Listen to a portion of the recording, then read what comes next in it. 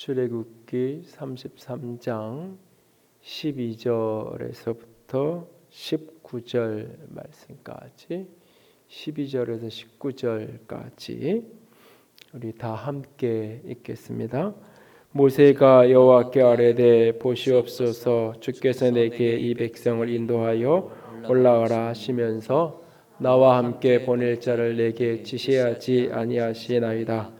주께서 전에 말씀하시기를 나는 이름으로도 너를 알고 너도 내 앞에서 은총을 입었다 하셨사온즉 내가 참으로 주의 목전에서 은총을 입었사오면 원하건대 주의 길을 내게 보이사 내게 주를 알리시고 나로 주의 목전에 은총을 입게 하시며 이 족속을 주의 백성으로 여기소서. 여호와께서 이르시되 내가 친히 가리라 내가 너를 쉬게 하리라. 모세가 여호와께 아뢰되 주께서 친히 가지 아니하시려거든 우리를 이곳에서 올려보내지 마옵소서. 나와 주의 백성이 목전에 은총을 입은 줄을 무엇으로 알리까? 주께서 우리와 함께 행하심으로 나와 주의 백성을 천하 만민 중에 구별하심이 아니니까. 여호와께서 모세에게 이르시되 내가 말하는 이 일도 내가 하리니 너는 내 목전에 은총을 입었고 내가 이름으로도 너를 알미니라. 모세가 이르되 원하건대 주의 영광을 내게 보이소서. 여호와께서 이르시되 내가 내 모든 선한 것을 내 앞으로 지나가게 하고 여호와의 이름을 내 앞에 선포하리니 나는 은혜 베풀 자에게 은혜를 베풀고 긍휼히 여길 자에게 긍휼을 베푸느니라. 아멘. 기도합니다. 영광이 하나님, 사랑이 하나님, 살아계신 주님만을 바라보기 원합니다.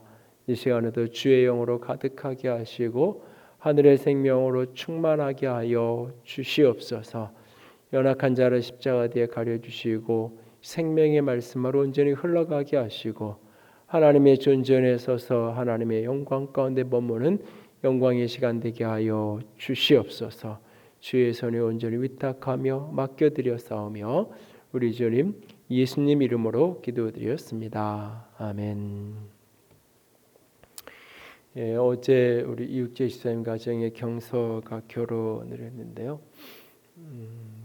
저도 2월에 결혼을 했었는데 25년이 된 것 같은데 결혼을 하고 이 신혼여행을 갔다 와서 이제 그때 이제 교회를 개척해서 하고 있었으니까 새벽기도를 이제 같이 와서 처음 이제 첫 새벽기도 회를 참석을 한 거예요.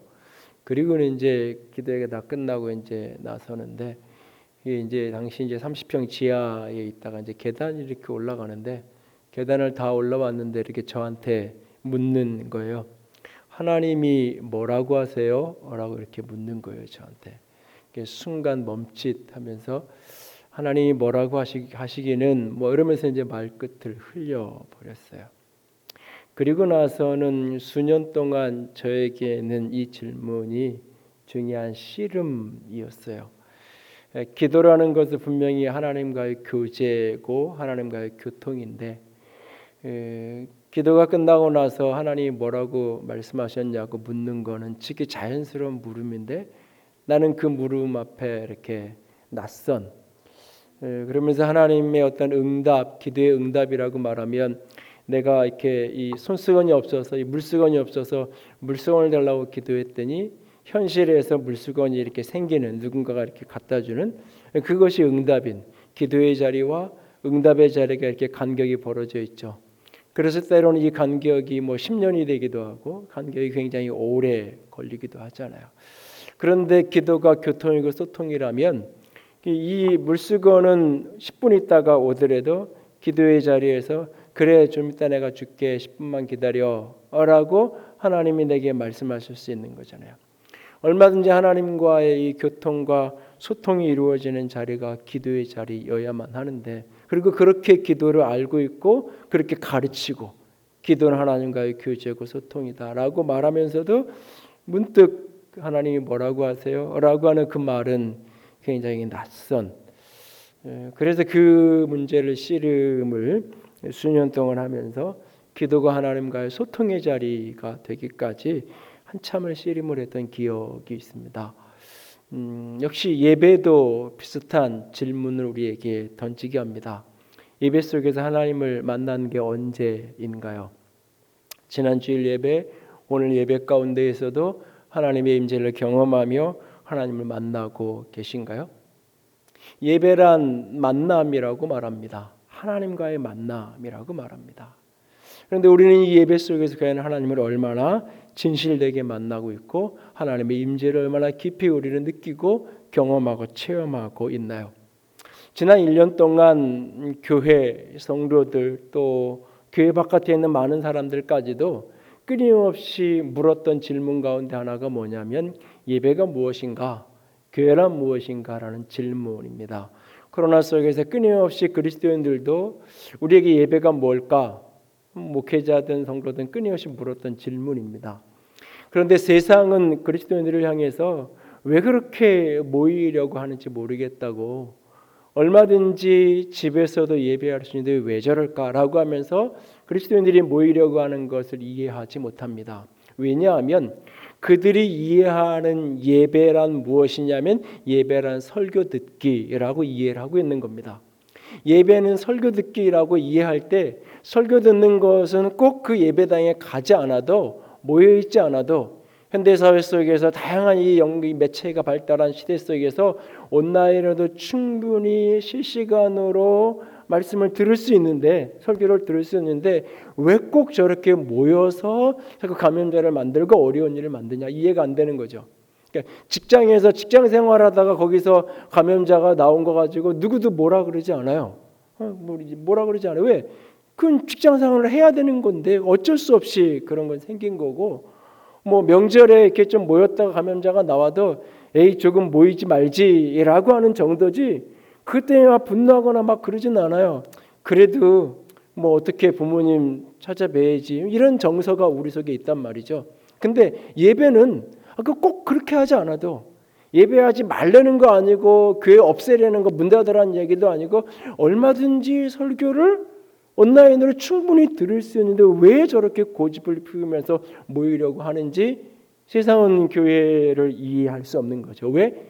예배를 설교 듣기로 이해하니까 모이려고 하는 게 더 이해도 안 되고 모여서 자꾸 감염자를 만들고 그런 게 이렇게 수용이 안 되는 거예요. 그래서 영상을 하고 실시간 방송을 하고 이런 장비가 없어서 그런가 보다. 그럼 그런 장비, 그런 시설 정부에서 해주겠다. 작은 교회들 해줄 테니까 그렇게 해라. 그래서 그런 걸 해주기도 하고 막 그래도 이게 그리고 설비도 도와주고 막 해도 자꾸 모이려고 하는 거죠. 그러니까 세상은 그걸 이해를 못하는 거예요. 왜? 예배란 설교 듣기로 알고 있으니까. 그런데 그리스도에 대한 우리는 어떤가요? 우리도 혹 예배를 설교 듣는 것, 그래서 설교 시간 전에 왔으면 늦지 않았다, 그 설교가 끝났으면 야 빨리 가, 오늘 급하니까 설교 들었으니까 됐어. 혹 우리도 그렇게 예배를 대하고 있지는 않는가요? 예배가 설교 듣기가 예배의 전부라면, 예배가 하나님과의 만남이다, 예배를 하나님께 하는 거다, 이 모든 것에 대해서 사실은 우리가 가르치는 것과 우리가 알고 있는 것과 우리의 모습 사이에 많은 괴리가 있는 거예요. 우리가 예배 가운데 찬양하는 것, 여기에 영으로 임재하신 하나님을 향한 고백이고 하나님을 향한 경배라고 말해요. 우리가 기도하는 것, 허공을 향한 외침이 아니라 여기에 계신 하나님을 향한 호소고 하나님을 향한 부르짖음이에요. 오랜 동안 헌금을 예배 안에다가 조금 불편하고 뭐 시간도 한 5분 이상 이렇게 지체가 되고, 그래도 예배 안에다가 꼭 헌금을 시간을 넣고 헌금위원들을 세워서 이렇게 바구니를 돌리게 하고 했던 이유가 있어요. 예배 헌금 자체도 예배이기 때문에 이걸 예배 안에 넣는 게 맞다고 생각했기 때문에 그래요. 그래서 출입구에 헌금하면 넣든지 온라인으로 하든지 이런 것보다는 현장에서 예배 시간 안에 예배의 모습으로 헌금을 하는 게 맞다. 그 생각 때문에 사실은 오랫동안 여러 가지 의견이 있어도 좀 고집을 피웠는데, 뭐 이제 이 바구니를 돌리고 자꾸 손과 손으로 감염이 될 수도 있고 이런 여러 가지 문제들이 우려가 나오면서 이제 조금 바꿔놓고 아마 이제 3월부터 예배를 조금 더 바꾸면서 이제 이 형식을 조금 더 손을 보려고 그러는데요. 헌금도 그냥 우리가 교회가 뭔가 필요하니까 모금을 하고 기부를 하는 게 아니라 하나님께 내가 드린다라고 우리가 고백하잖아요. 설교를 듣고 말씀을 듣는 것도 사람의 말을 듣는 게 아니라 종교 강연을 듣는 것이 아니라 좋은 목사님의 좋은 이야기를 듣는 게 아니라 하나님이 오늘 이 시간 목회자는 설교자는 도구요 통로일 뿐이고 하나님이 오늘 저분을 통해서 나에게 주시는 말씀이 뭔가 내가 그걸 듣고 내가 목사의 말에 순종하는 것이 아니라 따라가는 것이 아니라 하나님이 내게 주신 말씀에 내가 하나님께 응답하는 그래서 늘 목회자의 설교를 들으면서도 계속 생각하는 거잖아요. 저 말씀이 진짜 그런가? 저 말씀이 진짜 성경에 부합하는 말씀인가? 늘 자기 점검을 하면서 때로는 말씀을 들어야 하는 거죠. 내가 존경하고 좋아하는 목사님이라 그냥 무조건 어떤 얘기를 해도 무조건 나 아멘 하는 게 아니라 때로는 내가 그렇게 이게 비판을 위한 비판은 거역을 위한 거역이 아니라 진정 그런가 하여 왜 누구나 사람은 실수할 수 있고 자기 한계에 그릇될 수 있으니까 진짜 그게 하나님이 주신 말씀인가? 그 반성적으로 듣고 하나님의 말씀에 순종하며 살아가는 것 그것이 예배잖아요. 예배는 하나님과의 만남이고 하나님의 임재를 경험하는 것이 예배입니다. 여러분은 하나님의 예배 가운데 하나님을 얼마나 어떻게 만나고 계신가요? 예배 가운데 하나님의 임재를 경험했고 체험했던 때가 언제였나요? 오랜 동안 우리는 많은 목회자들 뿐만 아니라 교회가 노력하면서 주일 오전이 되면 예배당에 참석하기만 하면 어쨌든 하나님을 만나고 하나님의 임재를 경험할 수 있도록 여러 부분으로 돕고 설교자뿐만 아니라 찬양과 여러 가지 모습에서 그것을 돕고 도왔어요. 그러나 이제 함께 모일 수 없는 상황이 되면서 결국은 혼자 내가 나의 몫이 굉장히 커지죠. 내가 하나님의 임재를 붙드는 각자의 몫의 분량이 훨씬 더 커지는 거예요. 어떤 사람에게 그냥 예배는 그냥 시청 하나 하는 거죠. 그냥 방송 프로그램 하나 채널 하나 돌리듯이 그냥 보는 그걸로 끝나버리기도 하고 어떤 사람에게 진짜 하나님의 임재를 경험하고 하나님을 만나는 현장이 되기도 하고 이 차이의 폭이 이전보다 훨씬 이 온라인 예배가 어쩔 수 없이 진행이 되면서 훨씬 더 폭이 넓어지고 있는 상황에서 결국 각자의 개인의 몫이 훨씬 분량이 커지는 거예요. 예배하는 예배자 내 자신의 몫이 설교자나 뭐 예배인들자나 모든 공간 모든 것의 몫은 점점 줄어들고 자기 몫이 내가 하나님의 임재를 붙들고 내가 하나님을 붙들어야만 하나님 앞에 설 수 있는 그 몫이 훨씬 커지는 그런 시대를 우리가 지나가고 있습니다. 오늘 저와 여러분이 하나님의 임재를 붙드는 그런 예배자로 주 앞에 서기를 원합니다. 오늘 말씀은 모세가 이스라엘 백성들 우상 숭배한 이후에 하나님께 중보하며 기도하는 부분과 관련된 이야기입니다. 그런데 오늘 본문을 보면 본문 14절을 보면 좀 뜻밖의 말씀을 하나님이 모세에게 하는 것을 보게 돼요. 모세가 기도할 때 모세는 하나님께 은혜를 자꾸 구하는데 하나님이 모세에 이렇게 말해요. 내가 친히 가리라. 그리고 내가 너를 쉬게 하리라 라고 말해요. 모세가 쉬게 하겠다고 말해요. 그러니까 모세가 지금 굉장히 피곤하고 힘든 그런 어떤 분위기예요.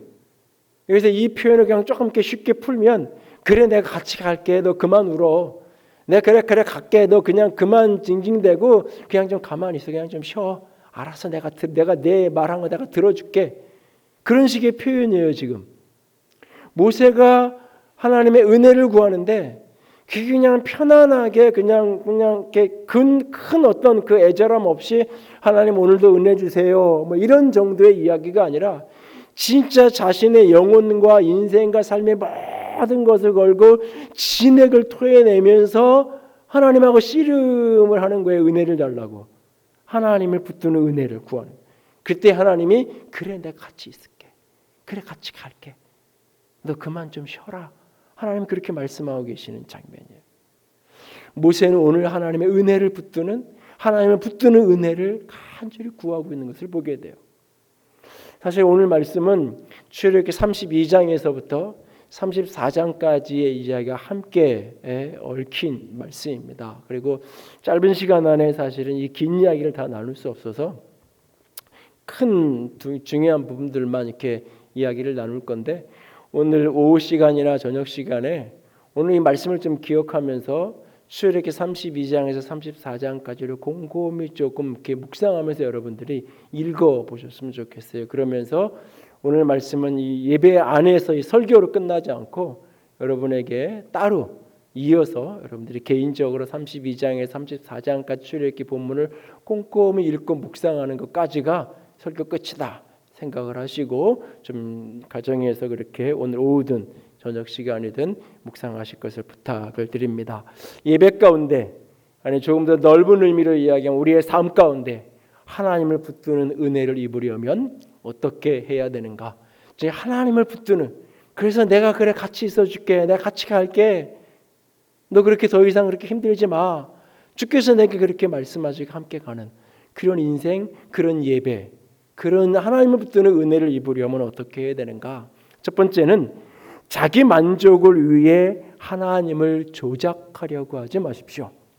자기 만족을 위해 조작하려는 행위를 그쳐야 한다는 것입니다. 예배 가운데 하나님을 붙드는 은혜를 덧입는 은혜를 입은 사람은 자기 만족을 위해 하나님을 조작하는 것을 멈춰야 돼요. 왜? 이것이 우상숭배이기 때문에 그래요. 출애굽기 31장을 좀 가보세요. 앞으로 넘어가셔서 31장 18절 말씀을 보시면, 38장 보시면 모세가 지금 시내산 위에 올라가 있는 거예요. 올라가서 31장 18절 같이 읽습니다. 여호와께서 시내산 위에서 모세에게 이르시되 이를 마치신 때에 증거판 둘을 모세에게 이는 돌판이요 하나님이 친히 쓰신 것이더라. 모세가 저 시내산 정상에 올라가 있어요. 거기서 하나님의 임재 가운데 하나님을 만나고 있고 하나님이 말씀을 주세요. 그러면서 하나님께서 직접 돌판 2개를, 십계명의 돌판 2개를 기록하셔서 그 십계명 돌판 2개를 모세에게 주었어요. 바로 모세와 하나님 사이의 정상에서 그 일이 벌어지는 그 시간에 그 시내산 중턱에 여호수아가 갈 수 있는 데까지 올라가다가 하나님이 여호수아에게는 오라고 하지 않았어요. 근데 여호수아는 모세의 시종이기에 끝까지 따라가요. 그러면서 그 경계선까지 해서 머물러 있고 모세는 더 위로 올라가서 하나님의 임재를 만나는 거죠. 그 모세는, 여호수아는 중턱에 있고 그 시내산 어귀에 아론과 제사장들이 머물러 있어요. 사실은 하나님이 아론에게도 모세와 같이 올라오라고 그랬어요. 근데 무슨 이유인지 출애굽기 앞부분을 보면 모세는, 아론은 올라가지 않아요. 아론은 그 산 어귀에 제사장들하고 있어요. 그리고 저만치 떨어져서 이스라엘 백성들이 있어요. 이게 이제 이 모습이에요. 저 정상에서 모세가 만나고 있고 여호수아가 있고 아론과 그 제사장들이 있고 백성들이 있고, 모세가 내려올 때까지 아론과 백성들, 제사장에서 기다려야 돼요. 올라가지 않으면. 그런데 오늘 이 제사장들과 아론이 여기에 어귀에 머물러 있지 않고 백성들이 있는 곳에 가서 같이 가 있는 거예요. 그러면서 백성들이 아론에게 요구해요. 우리를 위해서 신을 만들어 달라고. 우리를 위해서 애굽에서 우리를 인도한 신을 만들어 달라고. 왜냐하면 모세가 올라갔는데 어떻게 됐는지 모르겠으니까. 왜냐하면 백성들은 하나님을 직접 뵙지 못하고 다 늘 모세를 통해서 하나님을 보고 모세를 통해서 하나님의 말씀을 들었던 거예요. 그런데 모세가 시내산에 올라가서 내려오지 않고 수일이 지나니까 백성들은 불안한 거예요. 그러니까 이제 우리를 인도할 신을 좀 만들어 달라고 아론에게 이야기하는 거예요. 그러면 아론이, 아니야, 모세가 지금 하나님을 만나러 갔으니까 모세가 내려올 때까지 기다리면 하나님께서 주시는 말씀과 그 다음 우리가 어떻게 여기서 광야에서 그 다음에 어디로 가야 되는지 모세를 통해서 하나님 이끌어 주실 거야 라고 아론이 이야기하고 기다리게 해야 되잖아요. 근데 아론이 그렇게 하지 않아요. 우리를 위해서 신을 만들어 달라고 이야기하니까 아론이, 그래 알았다. 그러면서 너희들 금목걸이 갖고 있는 거, 금붙이 갖고 있는 거 가져와. 그래서 가져왔더니 그걸 녹여가지고 덩어리를 만들고 덩어리가 된 금덩어리를 조각을 하죠. 아론이 그것을 조각을 해가지고 송아지 형상을 만들어 놓는 거예요. 송아지 형상을 만들어 놓고는 뭐라고 이야기하냐면, 이게 너희를 애굽에서 인도해낸 신이야 라고 말하는 거예요. 자기들의 인간의 필요를 위해서 신을 만들어달라고 요구하고, 사제가 아론이, 제사장이 인간의 필요를 충족시키기 위해서 신이라는 존재를 만들어 놓고, 그 송아지를 만들어 놓고, 이게 너희를 애굽에서 인도해낸 신이야 라고 말하고 있는 거죠. 인간의 필요에 의해서 만들어진 존재, 이 세상의 모든 종교의 기본 원리예요. 뱃사람들이 이 파도가 두렵고 힘드니까 파도를 다스리는 신이 있었으면 좋겠는 거예요. 그랬더니 어떤 사제가, 어떤 무당이 저 바닷속에는 용왕이라는 신이 있는데, 용왕신은 내가 잘 아는데 이렇게 제사를 드려주면 용왕신이 노하지 않고 풍랑이 없을 거야 라고 신이, 어떤 사제가, 어떤 무당이 이야기를 하면 그 말을 듣고 사람들이 거기에 응답하는 거죠. 모든 종교의 본질이 그렇게 인간이 필요한 어떤 것 속에서 그런 걸 만들어달라고 요구하고, 종교인이, 사제가 이런 게 신은 이런 거야, 나으려면 병을 다스리는 신에게 이렇게 해야 돼 라고 알려주면 거기에 응답하는, 인간에 의해 필요해서 만들어진 신. 근데 하나님은 결코 그렇게 사람의 필요에 의해서 만들어진 존재가 아닌 거예요. 그날 그렇게 아론이 금송아지를 만들어 놓고 이게 너희를 애굽에서 인도하는 신이다라고 이야기해요. 그리고는 뭐라고 이야기하냐면 32장 4절 5절 넘어가면 아론이 뭐라고 얘기했냐면 내일인 여호와의 절일이다. 아론이 제단을 딱 만들어 놓고는 내일은 여호와의 절일이야. 요즘 말로 그냥 쉽게 바꾸면 내일은 주일이야. 내일은 예배하는 날이야. 그러니까 너희 내일 예배하러 와 라고 얘기하는 거예요. 다음날 백성들이 일찍이 일어나서 32장 6절에 일찍이 일어나서 그들이 번제를 드리고 화목제를 드려요. 그리고 백성들이 모여서 함께 먹고 마시면서 즐겁게 뛰어놀아요. 사실 가장 현대적인 형태의 예배의 모습이 등장하는 게 이 장면이에요. 하나님을 향하여 제사를 드리고 하나님을 향하여 번제와 화목제를 드리고 백성들이 함께 모여서 먹고 교제하고 떡을 떼면서 함께 너무너무 기뻐서 축제를 벌이고 기뻐 뛰는 모습. 너무너무 좋아요. 너무너무 즐거워요. 자기들은 지금 하나님께 예배한다고 얘기하고 있어요. 자기들은 하나님께 영광을 돌리고 하나님께 찬양을 돌린다고 이야기하고 있어요. 그리고 그렇게 하나님께 찬양을 하면서 너무너무 즐겁고 너무너무 행복해요. 같이 성도의 교제를 나누고 너무너무 같이 떡을 떼고 음식을 먹으면서 너무너무 행복하고 너무나 해피한 순간이에요. 그런데 그런 모습을 보는 하나님은 분노하세요. 하나님은 화가 나세요. 너무너무 화가 나셔서 이 백성들을 다 쓸어버려요. 그래서 모세에게 이 백성들을 다 없애버리고 내가 모세 너를 통해서 새로운 민족, 새로운 백성을 일으키겠다고 하실 만큼 하나님이 분노하셔요. 왜? 하나님 없는 하나님을 만들어 놓고 자기들이 원하는 자기 만족을 위한 신을 만들어 놓고 그걸 하나님이라고 여기면서 예배하고 있는 그 모습이 하나님이 분노하시는 거예요. 32장 8절에 하나님이 명확하게 그걸 지적해 주세요. 그들의 행동이 어떤 의미였는지 32장 8절 보세요. 같이 읽습니다. 그들이 내가 그들에게 명령한 길을 속히 떠나 자기를 위하여 송아지를 부어 만들고 그것을 예배하며 그것에게 제물을 드리고 말하기를 이스라엘아 이는 너희를 애굽 땅에서 인도하여낸 너희의 신이라 하였더라. 애굽 땅에서 우리를 인도하여낸 그 신, 다른 어떤 신이 아니에요. 애굽에서 우리를 구원해 주었던 그 10가지 재앙으로 우리를 구원해 주던 그 신, 송아지를 만들어 놓고는 그 신, 자신들의 만족. 지금 모세가 보이지 않으니까 불안한데 보이는 신을 좀 만들어 달라고 이야기했더니 아론이 떡하니 만들어 놓고 이게 여호와 하나님이다. 이게 내일은 여호와의 절이니까 모여서 예배하자. 함께 모여서 예배하고 있는 거예요. 자신들은 하나님께 예배한다고 하는데 하나님은 아무 상관없는, 하나님은 거기에 없는, 자기 필요에 의해서 자기 만족을 위해서 조작되어진 하나님. 그래서 신약 성경에 우상 숭배를 뭐라고 얘기하면 탐심이라고 얘기하는 거예요. 탐심. 내가 원하는 신의 이미지를 만들어 놓고 그걸 주장하는 거예요. 거기에 예배하는 거예요. 내가 병이 들었어요. 그래서 병을 고쳐줄 신을 찾아서 예배당에 나오는 게 아니에요.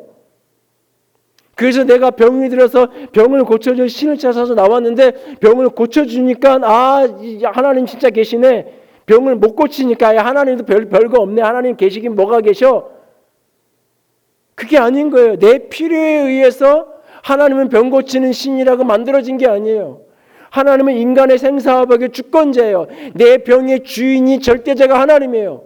그래서 내 병을 가지고 내가 하나님께 나아가서 하나님 내가 이렇게 병들었으면 나 이렇게 은혜를 주세요라고 하나님께 구해요.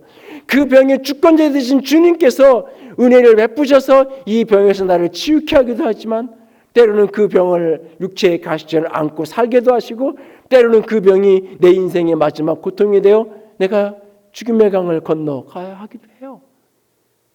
하나님의 절대 주권 앞에 내가 서는 거예요. 내가 경제적으로 힘들고 어려우니까 이 경제적인 문제를 해결해 줄 수 있는 그런 무당을 찾아오듯이 하나님을 찾는 게 아니에요. 어떻게 하면 요즘에 경제적으로 어려운데 내가 어떻게 하면 좋을까요? 내가 무당을 찾아가서 묻듯이 하나님한테 찾아와서 묻는 게 아니에요. 재정과 삶의 주권 되신 하나님 앞에 내 삶의 고단함을 그대로 쏟아놓을 뿐이에요. 하나님이 내게 물질을 주시면 그것을 가지고 하나님의 목적을 따라 쓰이면 어떻게 하나님 나를 무엇에 쓰라고 이걸 주셨나요? 나의 누림이 될 뿐만 아니라 어떻게 하나님의 나라에 사용할지를 묻는 것이고 내게 가난하여 내가 준 것이 없다 할지라도 하나님이 내 생명의 주관자 되신 그분께서 나를 돕고 살피실 것이기 때문에 염려하지 아니하고 내가 주님께 맡기며 주님께 감사와 찬양을 예배하며 나아가는 거예요. 내가 만들어진 신, 하나님은 부자 되게 하는 신, 하나님은 건강하게 해주는 신, 내가 만들어져 놓은 그 신을 따라서 섬기는 게 아니에요. 이스라엘 백성들은 심지어는 모세를 통해서만 하나님을 보았죠. 그러다 보니까 때로는 사람이 우상이 되기도 해요. 그 목사님이 설교하는 예배래야 진짜 그건 예배고 오늘 그 목사님이 설교하지 않은 예배는 예배가 아닌 거예요. 수준 낮은 예배인 거예요. 떨어지는 예배인 거예요. 하찮은 예배인 거예요. 그것에 하나님의 임재가 있는지 없는지 관심이 아니라 그것이 하나님이 어떻게 말씀하시는지가 초점이 아니라 누가 설교자인가? 오늘 찬양 인도자가 누구지? 때로는 그것이 우상이 되기도 하는 거예요. 그래서 그분이 은퇴하면서 내 신앙도 같이 은퇴하고 또 다른 어떤 설교자를 찾아서 유랑하듯이 방황하고 다니고 아니에요. 오늘 하나님을 붙드는 그런 예배자, 하나님을 붙드는 신앙의 사람이 되기 원한다면 자기 만족을 위해 인간의 필요를 위해서 조작되어진 만들어진 신의 이미지를 깨트려야 돼요. 하나님을 내가 원하는 수준으로 끌어내려서 하나님을 내가 조작하려고 해서는 안 돼요. 그것이 우상숭배이기 때문에. 두 번째는 자기 만족을 위해 하나님을 조작하려 할 뿐만 아니라 하나님 없는 가짜 성공에 속지 말아야 돼요. 하나님 없는 가짜 성공, 가짜 축복에 속지 않아야 돼요. 하나님이 분노하세요. 그때 모세는 하나님이 지금 얼마나 화가 나셨는지 어떻게 이스라엘 백성들을 인도했는데 그렇게 한순간에 돌변을 해서 그 형상 하나 금송아지 하나를 만들어 놓고 그것이 하나님이라고 이야기하는 이 말이 안 되고 어이없는 이 상황 앞에서 하나님이 분노하세요. 그 분노가 얼마나 큰지 모세는 직감해요. 그렇기 때문에 하나님께 뭐라고 말하기 않고 바로 백성들에게 뛰어내려와요. 그리고 그 백성들을 보면서 하나님이 얼마나 크게 화가 나셨는지를 그들에게 알려주는 거예요. 그 하나님의 분노를 표현하는 대표적인 방식이 언약궤의 십계명 돌판을 깨트리는 거예요. 지금 이스라엘 백성이 한 그 행동은 단순한 우상숭배가 아니라 하나님과의 언약을 깨트린 하나님의 백성이 되기를 거절한 그래서 언약궤의 십계명 돌판을 깨트리는 거예요. 그리고 그들이 만들어진 그 금송아지를 갈아서 백성들에게 먹이게 하고 하나님의 진노를 집행하고 레위인들이 나서서 집행하고 하나님이 긍휼을 내리셔서 중간에 멈추게 하시죠. 하나님의 진노가 얼마나 큰지를 보여줘요. 그러고 나서 하나님께 가서 모세가 기도하기 시작해요. 하나님 용서해 주세요. 용서해 주세요. 하나님이 너무 용서해 주세요. 그러면서 내 생명을 걸고 내 영혼을 걸고 내 이름을 하나님 나라의 그 기록책의 생명책에서 내 이름을 빼더라도 하나님 이 백성들을 좀 용서해 주세요. 사실은 대단히 대범한 기도예요. 그 백성들을 용서해 달라고 하나님께 간절히 구해요. 근데 하나님의 화가 쉽게 누그러지지가 않아요. 그래 내가 용서해 줄게 라고 하나님 쉽게 말씀하지 않으세요. 하나님이 화는 일단은 조금 한 템포 한 단계 내려왔어요. 하시는 말씀이 알았다. 나는 네가 말한 대로 잘못한 것에 대해서는 책임을 물어야 되는 보응하는 존재야. 그런 하나님이야. 그런데 네가 하도 그러니까 내가 이 백성들을 가게는 해줄게. 가나안 땅까지 젖과 꿀이 흐르는 땅에 들어가게는 내가 해줄게. 다 진멸하고 막 그러진 않고 젖과 꿀이 흐르는 땅에 가나안 땅에 들어가게 해줄게. 근데 나는 같이 못 가겠다. 나는 같이 못 가겠다. 그러니까는 너무 지저분해요. 뭐 예를 들어서 이렇게 뭐 애 방 들어갔으니까 너무 지저분한 엉망. 그러니까 보면은 계속 엄마가 잔소리하게 되고 뭐라고 하게 돼. 예? 근데 뭐 애는 그 말한다고 듣지도 않고 계속 고치지 않고 엉망이야. 그러니까 어느 날 내가 너 그래 마음대로 살아. 너 이제 다시는 이제 네 방은 엄마가 청소도 안 할 거고 들어오지도 않을 거고 손도 안 댈 거니까 네 마음대로 해. 이거랑은 내가 더 이상 내가 관여 안 할게. 마치 그런 것처럼 하나님이 같이는 내가 못 가게 돼. 왜? 같이 가면 이스라엘 백성들이 잘못하고 범죄하고 부패하면 끊임없이 하나님은 진노하실 수밖에 없고 악에 대해서 용납할 수 없고 죄에 대해 심판할 수밖에 없는 내가 같이 가면 너희들이 불편할 거야. 내가 같이 가면 계속 힘들 거야. 그러니까 그냥 내가 같이 안 갈게. 너희들이 고쳐지지 않으니까 같이 안 갈게. 너희들끼리 가. 그 대신 가나안 땅 젖과 꿀이 흐르는 땅은 들여보내줄게. 현대 그리스도인들이 착각하는 것 중에 하나가 세상에서 성공하면 그게 하나님의 축복받은 거라고 착각하는 거예요. 내가 이번 시험에 붙으면 하나님이 복 주신 거고 이번 시험에 떨어지면 하나님이 저주한 거예요. 아니요. 누군가에게는 이번에 붙은 게 화고 누군가에게는 떨어진 게 복이에요. 누군가에게는 이번에 그 병으로 나은 게 축복이지만 누군가에게는 그 병에서 나은 게 오히려 그에게는 화가 되기도 해요. 우리는 자꾸 세상에서의 성공, 부와 명예와 이 성취를 하나님의 축복으로 일치를 시켜서 이해하는 경우가 참 많아요.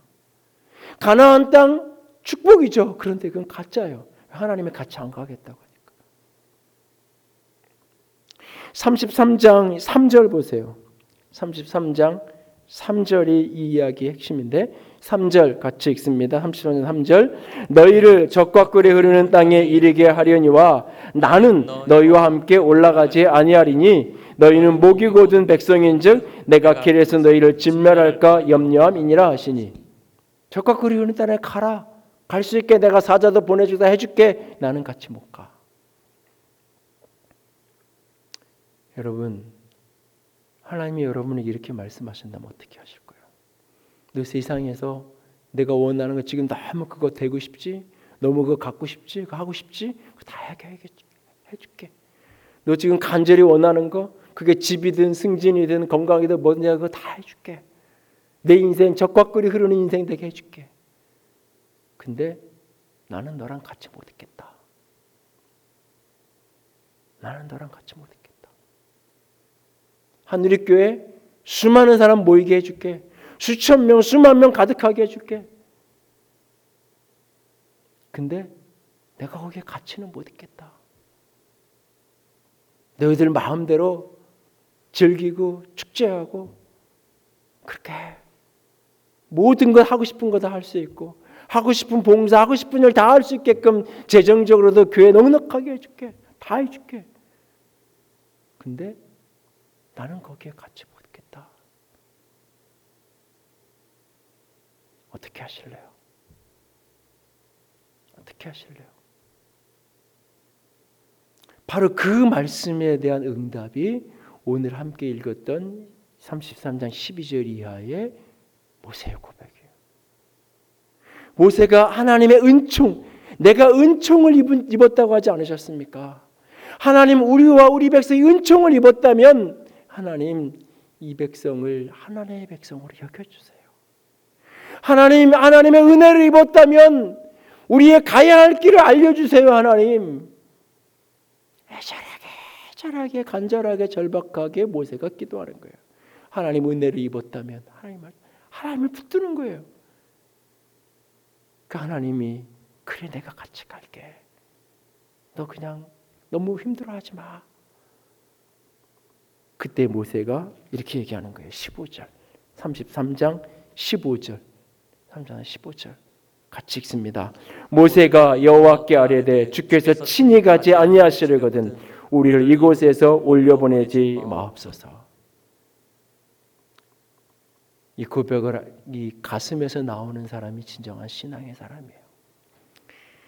하나님의 임재가 무엇인지 하나님을 안다고 하나님을 만나는 것이 무엇인지를 아는 사람의 고백이에요. 하나님이 같이 가지 않으시면 이 광야에 그냥 여기 있어도 좋아요. 이 광야에서 그냥 평생을 살아도 괜찮아요. 하나님이 함께 가지 않는다면 하나님이 함께 가는 가나안이 의미가 있는 거지 하나님이 함께 하지 않는다면 그건 아무런 의미 없습니다 라고 하는 이야기예요. 이것이 또 반대로 왜곡돼서 그리스도인은 가나안에 가면 안 되고 그리스도인들이 광야만 살아야 돼, 그런 의미는 결코 아니에요. 광야는 분명 지나가는 길이에요. 하나님 분명 가나안의 영광, 가나안의 축복으로 허락하시기 원하세요. 그런데 하나님과 함께하는 가나안이 복인 것이지 하나님과 함께 가지 않는 가나안은 복일 수가 없는 거예요. 하나님과 함께하면서 내가 물질적으로도 풍요를 누리고 하나님과 함께하면서 내가 병든 내가 곧 나음받아 건강하게 되고 하나님과 함께하면서 그걸 원하는 거지, 하나님과 함께하지 않은 채로 병에서 낫고 하나님이 함께하지 않는 채로 물질적으로 부유하게 되는 것, 하나님 나는 그것은 원하지 않습니다. 그것은 원하지 않습니다. 주께서 친히 가지 않으시면 이 광야에 그냥 여기 있어도 괜찮습니다. 모세가 기도하는 거예요. 모세는 가짜 축복에, 하나님 없는 성공에, 하나님 없는 가나안의 축복에 속지 않는 거예요. 그걸 거절하는 거예요. 하나님과 함께 이 광야에 차라리 나는 머물겠다라고 모세가 고백하는 거예요. 어쩌면 지난 시간 동안 한국 교회와 한국의 많은 그리스도인들이 하나님 없는 축복, 하나님 없는 영광, 하나님의 영광을 높인다라고 이야기하지만 온통 사람의 영광만 가득한, 하나님을 간증한다고 이야기하지만 온통 자기 성공 스토리만 가득한, 내가 어떻게 예수 믿어서 성공했는지의 이야기만 온통 교회 안에 가득한, 그래서 예수 믿으면서도 병들어 있고 예수 믿으면서도 가난한 사람은 늘 무슨 죄인인 것처럼 어느 구석에 웅크리고 앉아 있어야 되는, 아니요. 이제는 우리가 다시 한번 이 코로나 시즌을 보내면서 다시 한번 돌아봐야 돼요. 다시 한번. 진정 우리는 하나님 없는 성공에 속고 있지 않았는지, 진짜 하나님과 함께하는 곳이라면 어디든지 괜찮다는 그 절실한 진실한 믿음이 우리 속에 있는지, 진정 하나님과 함께라면 하나님 없는 가짜 성공, 가짜 축복, 그것에 속지 마십시오. 세 번째로 하나님을 붙드는 은혜를 입으려면 하나님께 받은 언약의 말씀을 지켜야 돼요. 언약의 말씀을 지켜야 돼요. 하나님이 같이 가겠다고 말씀하세요. 내가 쉬게 해주겠다고 말씀하세요. 그리고는 하나님이 이제 뜻을 돌이켜서 십계명 돌판을 만들어가지고 다시 올라오라 그래요. 모세에게. 34장의 이야기예요. 지난번에는 돌판 2개를 다 하나님이 만들고 글씨도 하나님이 직접 쓰셨어요. 근데 이번에는 깨져버렸으니까 돌판은 모세에게 만들어 오라 그래. 만들어가지고 올라오라 그래. 그럼 거기에 내가 계명을 다시 써주겠다고 말씀하세요. 모세가 돌판을 만들어서 하나님께로 시내산으로 다시 올라가요. 올라갔더니 하나님이 그때 하나님 당신의 모습을 다시 한번 알려주세요. 나는 여호와라고 하나님이 말씀하시면서 나는 자비롭고 노하기를 더디하시며 나는 인자와 진실하심이 많은 그런 하나님이다 라고 하나님이 자신을 소개해요. 그러면서 내가 신실하게 나를 섬긴 사람들 내가 자손 천대까지도 내가 은혜를 베풀 것이다 라고 하나님 말씀하세요. 그러나 나를 거역하고 나를 반항하고 나를 거역하고 불신앙한 사람들은 자손 3, 4대까지 화가 있을 것이라고. 이 천대와 3, 4대 비교도 안 되는 그 은혜의 하나님, 이 놀라운 은혜를 기억하고 제발 나를 붙들고 잃어버리지 말라고 하나님이 말씀하시는 거예요. 그 말씀 앞에 모세가 급하게 엎드려서 하나님께 기도해요. 그 틈을 타고 하나님 그럼 용서하신 거죠? 용서해 주신 거죠? 이제 다 괜찮아진 거죠? 그런 의미에 34장 9절 하나님 용서해 주세요. 하나님 은혜를 베풀어서 우리랑 같이 가시는 거 맞죠? 다시 한번 확인하는 거예요. 그러고 났더니 34장 10절 11절에 하나님이 다시 언약을 말씀하시면서 내 언약을 지키는 자가 되라 라고 말씀하셔요. 그리고 그 언약의 말씀을 적어서 돌판을 주고 모세가 그 돌판을 받아서 신의 산을 내려오는데 그 얼굴에 하나님의 영광에 얼굴에 광채가 가득 덮여져 있는 모세를 만나게 되는 거죠. 그리고 그가 내려와서 하나님이 거하는 집인 성막을 만들고 그 성막 가운데 하나님의 영광으로 임재하시고 그래서 하나님과 함께 그렇게 신의 산을 떠나서 광야를 지나 가나안까지 하나님과 함께 그들이 움직여가는 여정이 시작되는 거예요. 하나님의 언약의 말씀을 지키는 것. 사무엘서에 보면 사울이 하나님의 말씀을 듣지 않잖아요.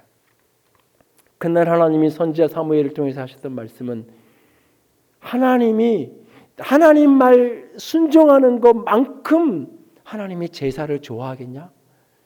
하나님이 가장 좋아하시는 것은 당신의 말 듣는 거야. 하나님의 말씀 듣는 거야. 순종이 제사보다 낫고 하나님의 말씀을 듣는 것은 수양의 기름보다 낫다라고. 하나님의 말씀을 거역하고 완고하게 반응하는 것은 그것은 마치 우상 앞에 가서 절하는 거랑 똑같아. 점쟁이 무당 찾아가는 거랑 똑같아 라고 말씀하시면서 뭐라고 말씀하시냐면 내가 하나님의 말씀을 버렸기 때문에 하나님도 너를 버렸다라고 말해요. 하나님의 말씀을 버린 거는 하나님을 버린 거라는 얘기예요. 궁극적으로 하나님이 사울을 버린 게 아니에요. 사울이 하나님을 버린 거예요. 많은 그리스도인들이 하나님이 나를 버렸다고 얘기해요. 많은 사람들이 하나님은 나를 돌아버리지 않는다고 얘기해요. 근데 물구러미 멀찍이서 이렇게 보면 아니에요. 하나님이 그를 버린 게 아니라 그가 하나님을 버린 거예요. 어떻게 해요? 하나님의 말씀을 듣지 않으니까. 하나님의 말씀을 듣지 않는 길을 가 있으면서 하나님의 언약과 반대되는 길을 가면서 하나님과 불순종의 길을 걸어가면서 하나님이 나를 도와주지 않아서 내 인생이 이렇게 힘들다고 자꾸 이야기해요. 사실 하나님이 그를 버린 게 아니라 그가 하나님을 버렸는데 어떻게? 말씀을 떠나니까. 하나님의 말씀을 떠나는 것이 하나님을 버리는 거예요. 다시 하나님의 말씀을 붙드는 것, 그것이 하나님을 붙드는 거예요. 하나님이 내게 주신 말씀, 어떠한 말씀이 그 말씀을 아멘으로 받아서 믿음으로 순종하며 살아가는 거예요. 하나님의 말씀과 믿음의 응답을 하며 살아가는 거예요. 그래야 또 하나님이 말씀하시고 나랑 함께하는 거예요. 여러분 누구한테 내가 참 조언을 하고 사랑으로 권면하고 이야기하는데 한 번, 두 번 하늘 말마다 무시당하고 내가 이렇게 말했는데 저렇게 반대로 늘 하면은 그 사람하고 더 이상 말하고 싶어요? 그 사람에게 진실하게 뭔가 권면을 해주고 싶어요? 얘기해야 소용없는데요. 내가 스쳐 지나가는 말처럼 한 것까지도 귀담아 듣고 반응하는. 제가 교인들을 보면서 깜짝깜짝 목회하는 게 두려울 때가 있어요. 그냥 스쳐가면서 한 말인데 굉장히 중요한 말로 받아가지고 몇 년 지났는데 목사님 그때 이런 말씀하셨잖아요. 그래서 제가 이렇게 했어요. 정신이 번쩍번쩍. 그래서 사실 더 교인들한테 말 이렇게 함부로. 그러니까 말 한마디를 해도 그렇게 반응하는 사람에게는 진짜 내가 진실한 말을 하고 말 한마디를 해도 진짜 무게 있는 말을 건네게 돼 있는 거예요. 근데 말해야 소용없어. 겉으로는 목사님 어떻게 해야 될까요? 묻는데 말해야 늘 반대로 가. 별로 말하고 싶지 않는 거예요. 그리고 말해도 소용이 없는 거예요. 하나님의 임재를 붙드는 것, 하나님의 말씀이 순종하는 말씀에 응답하며 사는 것. 지난 주 중에 한 교인을 만났는데 너무 간절한 눈빛으로 이렇게 말씀하세요. 목사님 너무 힘들어요. 그 말 한마디 속에 담겨진 의미가 어떤 건지 제 마음에 느껴져서 얼마나 간절히 기도했는지 몰라요. 먼 곳에서 이사를 와서 근데 왔는데 코로나가 터지고 뭐 이렇게 교회를 어떻게 해서 등록을 하긴 했지만 동네도 낯설고 교회도 낯설고 뭐 낯설은 교회라도 자주 만나면 서너 달 지나면 그래도 이렇게 관계가 만들어지는 법인데 아무것도 없고 그 속에서 혼자 신앙하며 살아가는 게 너무 버겁고 힘든 거죠. 물질이 힘들고 뭐 먹고 사는 게 어려워서가 아니에요.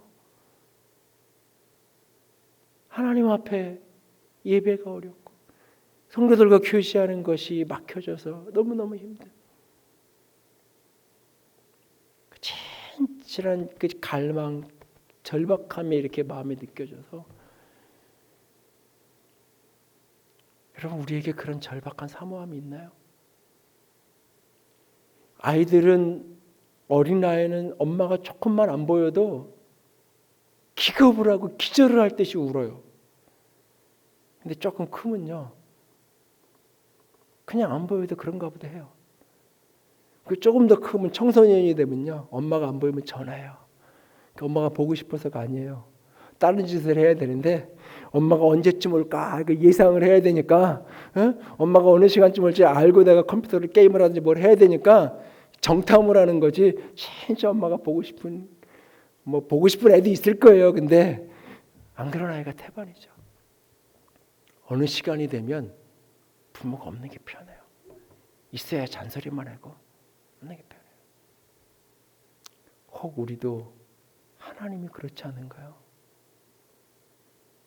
하나님의 임재를 만나고 하나님을 신앙하면서 그분과 교통하는 그 기쁨과 감격 속에 살 때는 그 감격이 조금만 흐려져도 내가 뭔가 잘못해서 이게 은혜가 없나 그러면서 더 하나님께 사모함으로 가던 시절은 온데간데 없고 다 신앙하는 게 그런 거지 뭐 예배 때마다 어떻게 감격이 있겠어 예배 때마다 어떻게 은혜가 있겠어 다 그런 거지 뭐 특별한 집회나 한번 해야 뭔가 특별한 게 있는 거지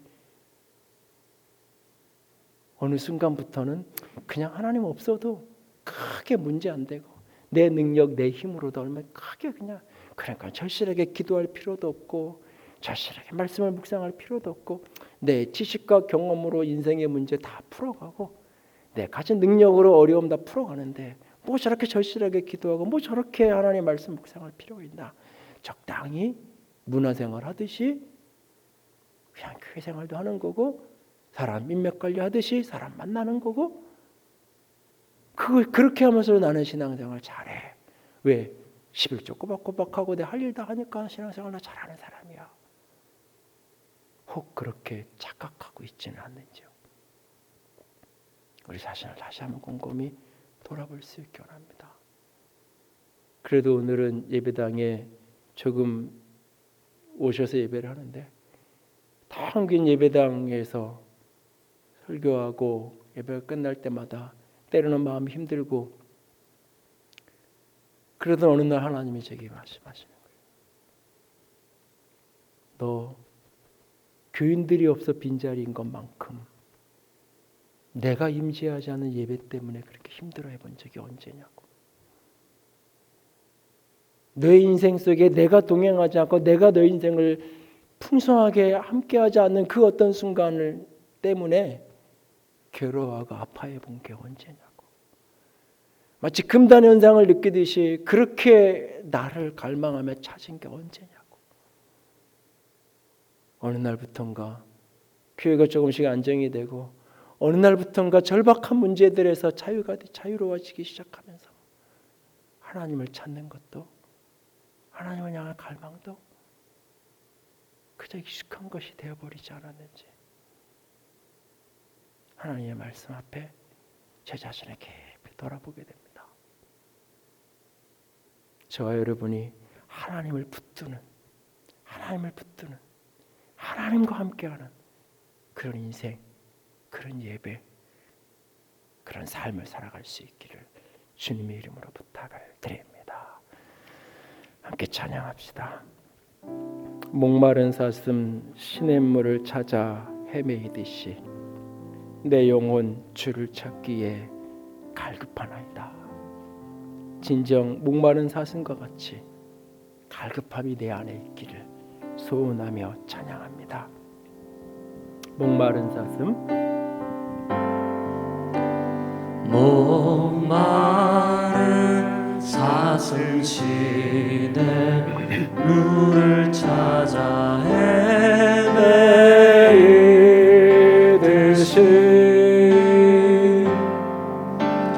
내 영혼 주를 찾기에 갈급하나이다.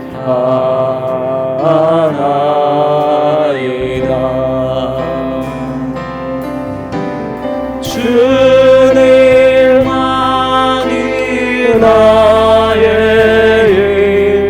나의 방패, 나의 참 소망, 나의 온 정성 다 바쳐서 주님 경배합니다.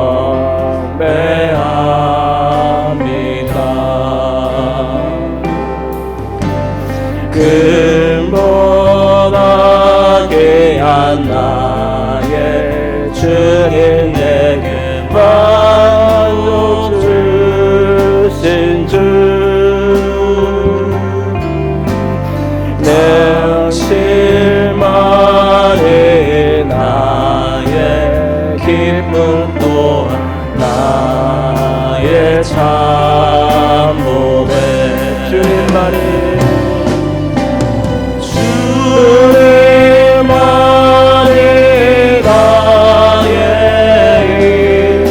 나의 방패, 나의 참 소망, 나의 온 정성 다 바쳐서 주님 경배합니다. 주님만이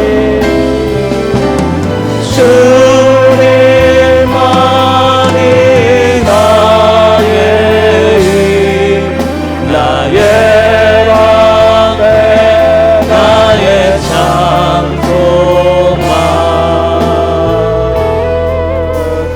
나의 온 정성 다 바쳐서 주님 경배합니다.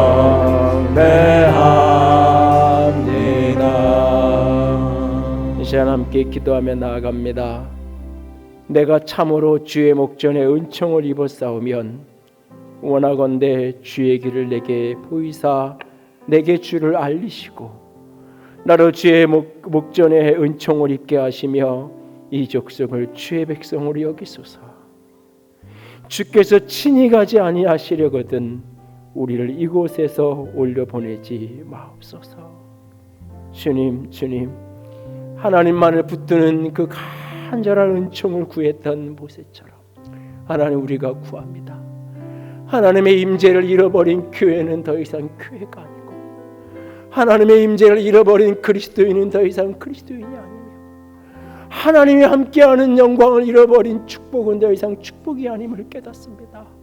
주님 도우시옵소서. 주님만을 붙드는 주의 사람 되기를 원합니다. 주여, 우리와 함께하여 주시옵소서.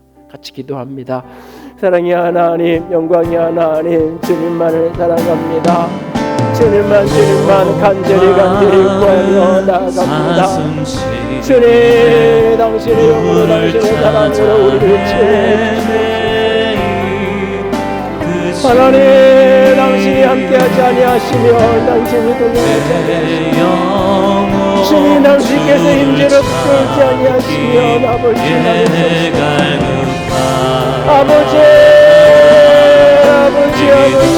주의 영광 안에서 주의 사랑 안에서